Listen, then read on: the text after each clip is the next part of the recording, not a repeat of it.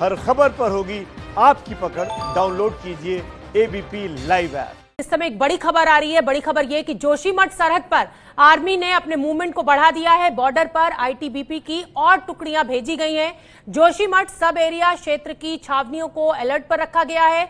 चमोली जिले में माड़ा, बाराहोती, रिमखिम नीति और उत्तरकाशी में निलंग घाटी के साथ ही भैरो घाटी तक भारी सुरक्षा बलों को तैनात कर दिया गया है। जिस तरीके से चीन और भारत के बीच सीमा विवाद को लेकर तनाव बढ़ गया है, उत्तराखंड के जोशीमठ में सेना के मूवमेंट को बढ़ा दिया गया है।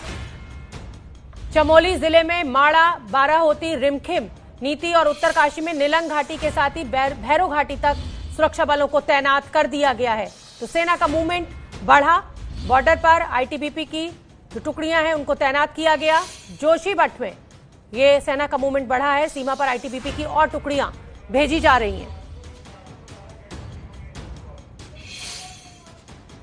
तो सीमा पर आईटीबीपी की और टुकड़ियां भेजी जा रही हैं। जिस तरीके से चीन के साथ लगातार तनाव बढ़ रहा है सीमा पर, कल 20 जवानों की शहादत हो गई थी, कर्नल समेत। और मेरे साथ अब एक बहुत ही खास मेहमान जुड़ने जा रहे हैं, पूर्व सेना अध्यक्ष JJ Singh ji. ABP news पर इस समय लाइव आप देख रहे हैं। जेजे सिंह जी, बहुत बहुत स्वागत आपका। मैं ये समझना चाहती हूं कि लगातार सरकारों के बीच, सेना के बीच जब बातचीत चल रही थी तो कल ऐसा क्या हो गया कि अचानक स्थिति इतनी बिगड़ गई? क्योंकि पिछले कई दशकों में इस तरीके की कोई घटना सामने नहीं आई चीन और भारतीय सेना की।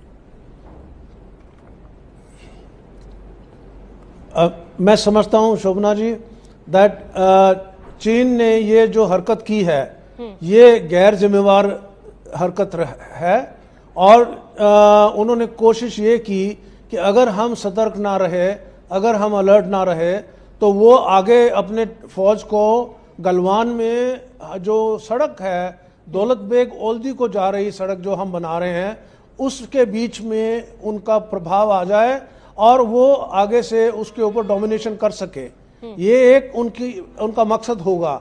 दूसरा मकसद है कि उन्होंने जो कोविड का और ये कोरोना का उनके ऊपर इल्जाम लगाया जा रहा है, उससे सबका ध्यान जुदा करने के लिए ये एलएसी के ऊपर एक्शन लिया है। और तीसरी बात ये है कि चीन जो भी करता है सोच समझ के करता है और उनकी जो डेमोक्रेसी के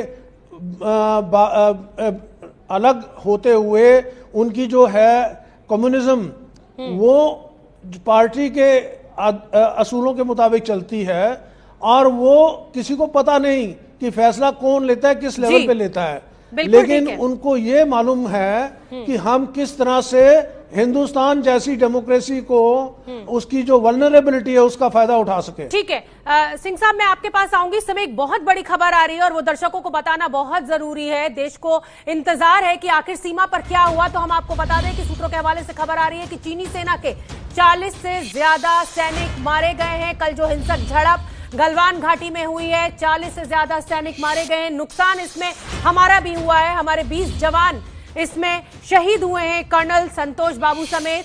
और चीनी सेना के भी 40 जवान शहीद होने की बात, भारतीय सेना के शहीद हुए हैं और वो मारे गए हैं। ये लगातार खबर निकलकर सामने आ रही है। चीनी सेना के 40 से ज्यादा सैनिक मारे गए हैं झड़प में। ये जो हिंसक झड़प हुई, इसको लेकर ये बड़ी सूचना इस समय 15-16 जून की रात में, सोमवार की रात में ये हिंसक झड़प हुई और उसमें 20 जवान हमारे शहीद हुए और 40 से ज्यादा सैनिक चीन के मारे गए हैं। प्रणय उपाध्याय मेरे सहयोगी ज्यादा जानकारी लिए हुए जुड़ रहे हैं। प्रणय, चीन इन आंकड़ों का खुलासा नहीं कर रहा है। अब ये खबर निकल कर आ रही है कि 40 से ज्यादा सैनिक उनके भी मारे गए हैं। देखिए, जिस तरीके से असेसमेंट किया गया शोभना, ये बाकायदा इस चीज की मॉनिटरिंग की जा रही थी कि चाइना ने कितने सैनिकों को एयरलिफ्ट किया है, क्योंकि एयरक्राफ्ट जो हेलीकॉप्टर्स हैं उसकी फॉल्टीज हुई हैं वहां पे। इसके अलावा स्ट्रेचर के ऊपर ले जाए गए हैं लोग, क्योंकि उस इलाके के अंदर, क्योंकि ये फ्लड इलाका है, यहाँ पे लगातार मॉनिटरिंग होती रहती है। तो उसी के आधार पर ये असेसमेंट लगाया जाता है कि 40 से ज्यादा सैनिकों का नुकसान चीन को भी उठाना पड़ा हुआ है इस कार्रवाई के अंदर। जो 15 और 16 तारीख को तो रात के समय में कार्रवाई हुई थी, जिस तरीके से चाइना ने एलएसी पार करके और भारत के खिलाफ, भारतीय सैनिकों के खिलाफ कार्रवाई करने की कोशिश की थी, उसका जवाब दिया गया। इस पूरे के अंदर। लेकिन शोभना, ये बहुत आश्चर्यजनक बात है कि कोई भी सेना अपने हताहत सैनिकों के आंकड़ों को जारी न करे, उन्हें बताए नहीं। भारत ने, आपने देखा होगा, सबसे पहले इस चीज को बताया कि उसके एक कर्नल और 2 सैनिक उसके अंदर मारे गए हैं, किल्ड इन एक्शन है। उसके बाद डिटेल देर शाम होते होते तक डिटेल आंकड़ा भी आ गया कि 20 संख्या है ये। लेकिन चीन जो है इस आंकड़े को अभी तक नहीं बताया है उसने कि आखिर उसके कितने सैनिक मारे गए हैं। कोई आधिकारिक आंकड़ा नहीं दिया जा रहा है उनकी तरफ से, और शायद वजह यही है कि आंकड़ा बड़ा हो सकता है उनकी तरफ। बिल्कुल ठीक प्रणय, आपने बहुत बड़ी जानकारी दी है। मेरे साथ पूर्व सेनाध्यक्ष जे जे सिंह जी भी लगातार बने हुए हैं। जे जे सिंह जी, चीन अपने आंकड़े नहीं बता रहा है। भारत ने खुलकर सबसे पहले कहा कि हमारे 20 जवान शहीद हो गए, पहले 3 की सूचना आई और उसके बाद 20 जवानों की। अभी यह भी सूचना आ रही है कि 4 जवान हमारे घायल हुए हैं। क्या वजह है कि चीन इस तरीके से अपने आंकड़े छुपा रहा है? क्या आप देख रहे हैं? ये आपको मालूम है कि चीन का जो सिस्टम है वो कम्युनिस्ट सिस्टम है, उसके मुताबिक वो अपनी जनता से कई चीजें छुपाते हैं। फॉर एग्जाम्पल, कोविड में कितने मरे हैं, वुहान में कितने मरे हैं, अभी तक भी कोई साफ नहीं हुआ। तो कहने का ये मतलब है कि चीन का एक गवर्नेंस का तरीका जो है उसमें गवर्नमेंट बहुत ऑटोक्रेटिक तरीके से चलाती है और उसमें जी जिनपिंग जो बोलता है वही होगा। तो इसलिए उन्होंने नहीं अपने लोगों को बताना चाहा कि हमारे इतने नुकसान हुआ है। अब इस पूरे हादसे में मैं चीन को जिम्मेवार ठहराता हूं, क्योंकि चीन ने पहल की। उन्होंने सोचा कि वो हिंदुस्तान फौज को सरप्राइज करके बॉर्डर पे आगे आ जाएंगे और गलवान में खास तौर पे जहां पर उनको आपत्ति है, जो सड़क हमने बनाई है दौलत बेग ओल्दी को जोड़ने के लिए, उसके ऊपर उनका प्रभाव हो या उसको रोकने, उसमें दखल देने की कोशिश करेंगे। लेकिन मैं चीन को बताना चाहता हूं, हिंदुस्तान एक सॉवरेन देश है, हमें पूरा हक है अपने इलाके में कहीं भी सड़क बनानी या एयरपोर्ट बनाना या रेलवे लाइन बनानी है। दूसरी बात, अपने लोगों का जीवन का स्तर बढ़ाने के लिए बॉर्डर में जो रहते हैं उनके लिए सड़क जरूरी है। तो ये सिर्फ डिफेंस के लिए नहीं है, तो चीन समझता है ये डिफेंस के लिए है। और तीसरी बात, चीन जानता है कि इंडिया एक खुली किताब है, एक डेमोक्रेसी है, इसमें सब कुछ उनको पता चल जाता है। जो कुछ दिल्ली में हो रहा है, जो कुछ हमारे मीडिया में हो रहा है, जो कुछ हमारे पॉलिटिशियन बातें कर रहे हैं, जो ऑपोजिशन कर रही है, तो इसका पूरा फायदा उठाते हैं। हमें नहीं पता कि चीन, साहब एक बहुत बड़ी खबर आ रही है, नहीं पता कि चीन में, क्षमा चाहती हूं, मुझे आपको रोकना पड़ रहा है। एक बहुत बड़ी खबर आ रही है और बड़ी खबर यह है कि इस झड़प में चीनी सेना का कमांडिंग ऑफिसर भी ढेर हुआ है। भारत के साथ झड़प में 40 से ज्यादा चीनी सैनिक मारे गए हैं और कमांडिंग ऑफिसर भी ढेर हुआ है। चीन ये जानकारी छुपाने की पूरी कोशिश कर रहा है, लेकिन जिस तरीके से चॉपर से वहां पर अपने सैनिकों को वो एयरलिफ्ट कर रहा है, उसको लेकर ये जानकारी बाहर आ रही है। नीरज राजपूत मेरे सहयोगी मुझसे ज्यादा जानकारी लिए हुए जुड़ रहे हैं। अजीब व्यवस्था है नीरज राजपूत चीन की, उनके सैनिक इस तरीके से मारे गए हैं और वो आंकड़ा छुपा रहे हैं। कमांडिंग ऑफिसर का मारा जाना बहुत बड़ी झड़प है, हमारा भी नुकसान, उनका भी नुकसान। बिल्कुल बड़ा नुकसान चीन का ही हुआ ऐसा लगता है, क्योंकि अगर शोभना, अगर जरा सी ये बात हम लोग सोचे कि अगर चीन के कम सैनिक हताहत हुए हैं और भारत के ज्यादा हुए हैं, अगर चीन हावी रहा भारत के ऊपर, तो चीन ने फिर उसका ऐलान क्यों नहीं किया, ढिंढोरा क्यों नहीं पीटता? क्योंकि चीन जैसा देश तो छोटी सी भी अगर उसकी जीत होती तो उसको इंफॉर्मेशन वॉरफेयर, प्रोपेगेंडा इतना करता कि भारत के ऊपर उसे जीत हासिल कर ली, लेकिन नहीं की उसने। वो इसी वजह से की है क्योंकि हमें जानकारी मिल रही थी कल परसों से ही रात से कि चीनी सेना के बहुत बड़ी तादाद में सैनिक जो हताहत हुए हैं, और अब जो जानकारी मिल रही है कि शायद उनके कमांडिंग ऑफिसर भी इस घटना में मारे गए हैं। खुद अमेरिकन इंटेलिजेंस जो है उसकी भी रिपोर्ट आ चुकी है कि 35 सैनिक जो हैं चीनी सेना के, वो इस झड़प में मारे गए हैं, जिसमें भारत के भी 20 सैनिक शहीद हुए हैं। शोभना, ठीक है नीरज राजपूत, आप बने रहिए हमारे साथ। मेरे साथ पूर्व सेनाध्यक्ष जे जे सिंह जी भी जुड़े हुए हैं। जे जे सिंह जी, मैं आपसे समझना चाहूंगी कि कल जिस तरीके की हिंसक झड़प हुई है, जो नुकसान दोनों ही तरफ की खबर आ रही है, लगातार एक बदला लेने की बात कही जा रही है। ये कहा जा रहा है कि चीन को सबक सिखाना है, बदला लेना है।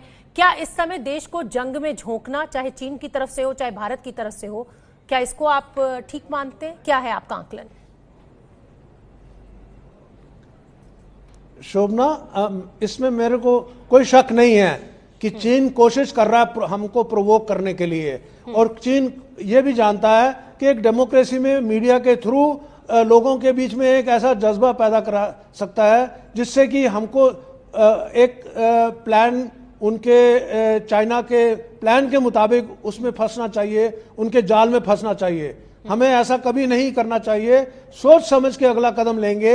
मुझे लगता है कि अब इस रात की झड़प जो हुई थी उसमें जो दोनों साइड को नुकसान हुआ उसका अभी जज्बा लिया जाएगा, और मैं समझता हूं कि मिलिट्री लेवल और डिप्लोमेटिक लेवल पर इसका हल ढूंढने की कोशिश की जाएगी कि हमारी एग्रीमेंट होकर भी ये क्यों हुआ और इसके बाद नहीं होना चाहिए, क्योंकि हम दो बड़े देश हैं, दुनिया की 1/3 पॉपुलेशन हमारे देशों में है, और हम इस तरह से नाजायज हरकतें जो चीन ने प्रोवोकेशन किया, चीन ने उसकी पहल की, हमने उनके दांत खट्टे किए, क्योंकि हमारे तरफ से कोई एग्रेशन नहीं था, हमारे तरफ से कोई एडवांस नहीं था लाइन ऑफ एक्चुअल कंट्रोल। अब वो कहते हैं कि हमने line of actual control cross की है। चीन का अभी कौन यकीन करेगा, क्योंकि वो कोविड की तरफ से भी छुपा रहे हैं कई चीजें, उनको कई चीजों का जवाब देना है, और वो इतनी फौज लेके आए हैं। हम तो नहीं लेके आए थे फौज, हमने तो फिर रिएक्शन किया, लेकिन बहुत तीव्र गति से रिएक्शन किया। इसलिए चीन का कहना कि इंडिया ने LAC क्रॉस किया, ये बिल्कुल सरेआम झूठ है। ठीक है सिंह साहब, मैं आपसे ये भी समझना चाहूंगी कि आज कैबिनेट कमेटी ऑन सिक्योरिटी में ये फैसला लिया गया कि सेना को खुली छूट दी जाएगी। आप क्योंकि सेना अध्यक्ष रहे हैं, ऐसे हालात पहले भी इतिहास में भी पैदा होते रहे हैं, सरकार का ये कहना कि पूरी छूट सेना को दी जाएगी, इसके क्या मायने हैं? उसका मानना यह है कि हम अपनी स्ट्रैटेजी और रणनीति इस तरह बनाएं जिससे कि अगर चीन कुछ और गैर अच्छी हरकत करता है, कुछ मिस एडवेंचर करने की कोशिश करता है, तो उसको उसका सबक बहुत महंगा पड़ेगा, उसको बहुत भारी उसकी कीमत अदा करनी पड़ेगी।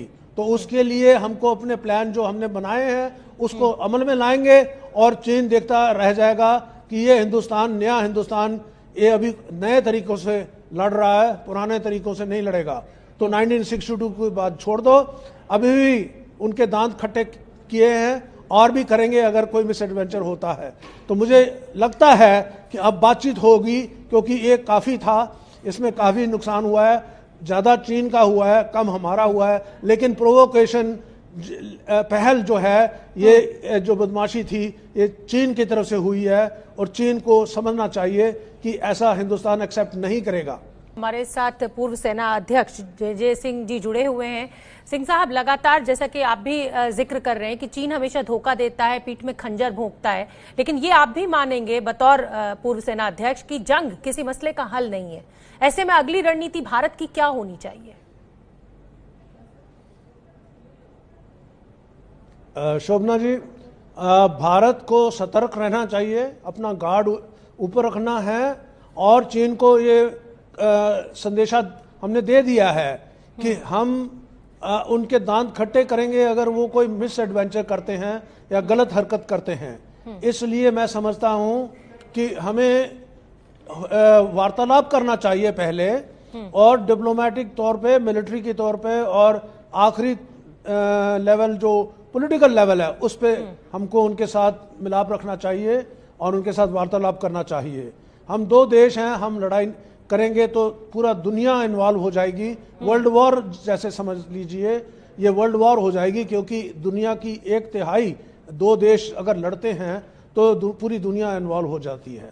तो मेरे ख्याल में हमको जो आज़ादी मिली है कि हम कुछ भी एक्शन लेंगे, हम हुक्म अपने नीचे वाले कमांडरों को देंगे कि आप देखिए, आप सेल्फ डिफेंस में जो भी कार्रवाई करना चाहते हैं करिए, और उनको आगे नहीं आने देना, वो भी उनको टास्क मिला है, और वो एग्रीमेंट के मुताबिक डी एस्केलेशन करेंगे, उसका भी उनको बताया गया है। लेकिन अगर वो उसके खिलाफ जाते हैं, जैसे आपने भी कहा और मैं भी कहता हूं कि ऐतिहासिक दृष्टि से देखा जाए, चीन ने कई पुरानी ट्रीटीज और एग्रीमेंट को रद्द कर दिया, कहते नहीं हमको सूट नहीं करती, ये तब बनाई गई थी जब हम कमजोर थे, हम उसको नहीं मानते हैं। हाँ। अभी भी देखिए एक हफ्ता भी नहीं हुआ, एग्रीमेंट लेफ्टिनेंट जनरल्स की हुए, उसके बाद मेजर जनरल की हुई हैं 2-3 दिन पहले।